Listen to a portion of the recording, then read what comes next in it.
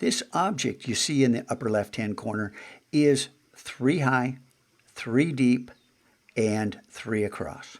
So 3 times 3 times 3 is 27. And if you doubt that, there's count 9 on the top, and then add 9 and add 9. That's 27.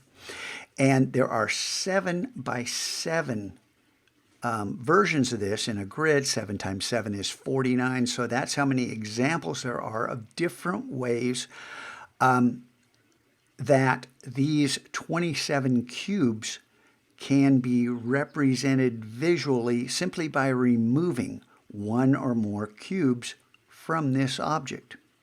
Now, right away, I have lied to you several times. This is an Illustrator file. Illustrator's a 2D program. It's got 3D built into it. It's horrible. I mean, it's really rudimentary, and maybe it'll be great one day, but today, these are two-dimensional objects. They're just flat objects that are taking advantage of shape and color, actually value, because this is light gray, this is dark gray, in order to produce the illusion of 3 dimensions. So that's what this is, and oh boy, is there more to this. But this was an exploration, a study, and that's what these modular missions are about. What can we do next year that we aren't doing right now? And first up, fixer-upper. This is an idea, you know, I don't know if your folks or your mom watches Fixer-Upper or any of those home improvement shows. My wife is addicted to those.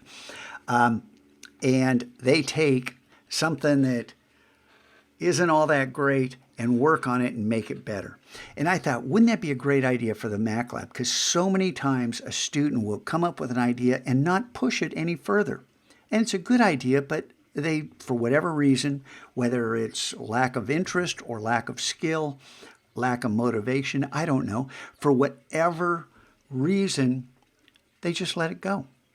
Well, I want to take that file and I want to offer it. Hey, this is a fixer-upper. Who can turn this into something professional? So you get with something, you start with something that's already begun, and then you improve upon it. And I thought this would be a really cool thing to do with all kinds of different projects. And there's more to that story too. 9 squares. This is very simply, they're gone. And the idea is they would give you a color scheme, and it was an animation project. This doesn't have to be animation. But with this specific color harmony, and this is just 2 colors, some are more than 2 colors, 9 artists, see the names, 1, 2, 3, 4, 5, 6, 7, 8, 9, would contribute their own, and they would build these 9 square animations where everybody's working with the same color harmonies. Grayscale here. You know, and sometimes it's more than 2 colors. So this goes on and on.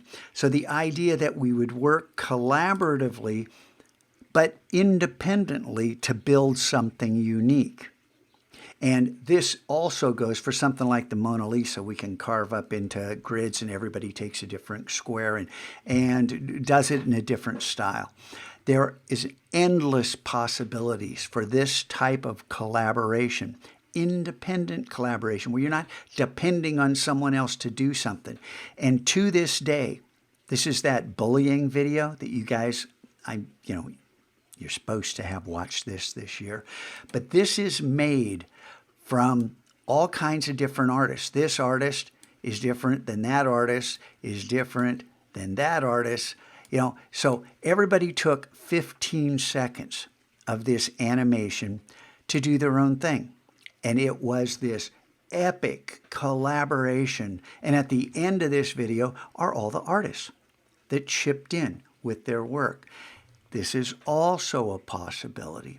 Now, this is the beginning of a much longer list. And I already have ideas. But what I'm going to do is solicit ideas from you down in the comments. Go ahead.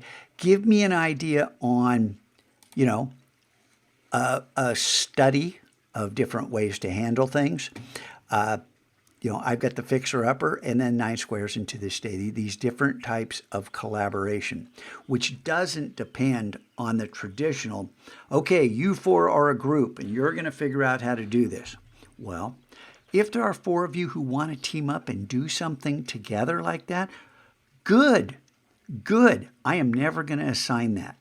Because I don't know very many people that if I split up the class into groups of 4 and said, okay, you're all responsible for this project and it's due next Friday, I don't know many kids that would get excited about that. Isn't that how it normally works in a classroom? So these modular missions, this is one of several ideas I have for next year. And here's how it's going to work. The kids who come up with great ideas, and you're going to have to read what other people have written. I'm going to go ahead and I can't give you the password. It's like 60 characters long. We'll figure it out. But for right now, that's the challenge. I know, kind of a long video, but it is an infinitely modifiable modular type of mission I'm kind of excited about.